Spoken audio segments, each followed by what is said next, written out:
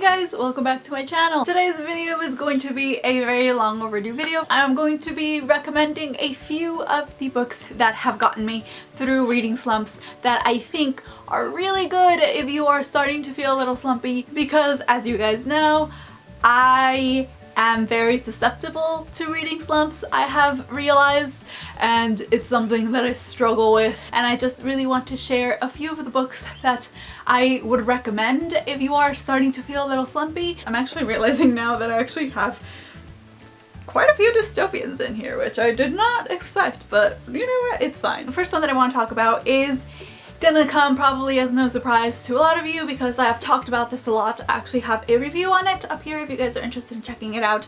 It is ANGELFALL by Susan E. This is the first book in the Penguin and the End of Days trilogy. This series is so addictive. This book I actually read in one sitting and I completely loved it. This is one of those books that you kind of start reading it and then before you know it, a couple hours have passed and you are done with it. It is so addictive, so fast-paced. The characters are characters that you just kind of really connect with and fall in love with, and you become really invested in their story. Highly recommend it.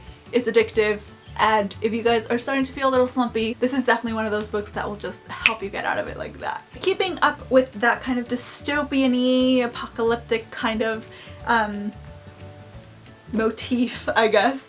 Next up is The Book of Ivy by Amy Engel. Again, another book that I did a review on. This is definitely a lot more of a romance though. If you aren't particularly interested in kind of romancy type books, I don't know if this would be quite for you, but again, this one is also very interesting. It's not so much of like ANGELFALL where there's this post-apocalyptic kind of almost slightly biblical storyline with the angels. This actually takes place after a nuclear war has destroyed the earth, and it follows these two characters, but the emphasis on this isn't so much on like a revolution or ending what is happening. It's just kind of accepting the world for what it is, and you just really delve into the relationship between these two people and how they are trying to live in this world. So there's a lot more emphasis on characters. If you're a fan of characters like I am, highly recommend this for that. Again, this one is also very fast-paced and addictive,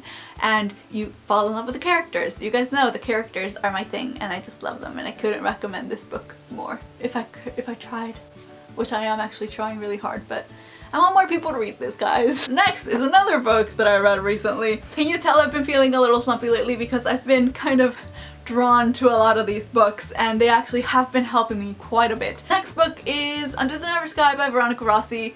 I read this whole trilogy like this past month. Again, another one that's really addictive. I do think that this one is also very character driven. This one actually takes place several hundred years into the future after this weird shift in the Earth's atmosphere, and now there are these storms, which are these kind of terrible electrical fiery storms that destroy a lot of the planet. And this follows mainly two main protagonists. One who lives in this very shielded dome community that took shelter at the very beginning of these storms, and the other character is an outsider who has learned to live in this outside environment. And in the beginning of the novel we get this clash between two characters. There is an emphasis on romance on this as well, but I wouldn't say that there is so much an emphasis as with like the Book of Ivy, for example. This one definitely has a lot more going on with the world, and there is some kind of political kind of situation as well as some kind of revolutionary aspects to it a little bit. If you're a fan of that kind of action, I would really recommend it. And again, guys, characters, amazing. I love them so much, and I really recommend this. Next is a 2-for-1 sort of deal because this is one of my favorite authors to read just in general, but I do think that she is one of those authors that I have to be in a very specific mood to read, but I also find that her books are really great to read when you are feeling very slumpy, and that is of course the Queen, Jennifer L. Armentrout. She just writes really addictive stories, and she is the queen of making bad boys desirable. That is one of my weaknesses, which I'm not proud of because in real life, I would never want to date a bad boy, but for some reason when I read about them in books, I can't help it, and it's just, I wish I wasn't this way, but I am, and there's nothing I can do about it, and I just love them. So if you're interested in bad boys and romance and aliens and kind of, you know, that kind of Twilighty feel, but not really, I really recommend the Lux series. I really enjoy it. It is one of those series that is so incredibly addictive, and even though it is obviously kind of cheesy, kind of campy, you still fall in love with it, and it is so addictive, and it's just so good, guys. I can't even like say that this is a guilty pleasure of mine, because I'm not even guilty about it. I just love it. It's really good. Highly recommend it. I wouldn't say that this is necessarily like a bad boy thing. The character in this is very different, but again, kind of like the Lux series, it has those elements of romance that are really addictive, as well as this whole other plot story that's revolving around these two main characters. This one definitely has a bit of a Vampire Academy vibe, so if you are a fan of Vampire Academy, I do really recommend this. It is very nice. I very much like it, and again, characters, I love them. Highly recommend Jennifer L. Armentrout. I definitely do want to try to pick up a few more of her books. She's written so many books, guys. So many books, and I definitely want to read more. And then last but not least, I had to sneak in one contemporary in there, because even though I am not the biggest contemporary reader, I still do enjoy them, and I do like them, and I want to share one with you guys. This one's just not going to come as a surprise, honestly. It's Anna and the French Kiss by Stephanie Perkins. Adorable. This one is about a girl who is forced to go to a boarding school in Paris. I wish I had that problem. It's just a really adorable story.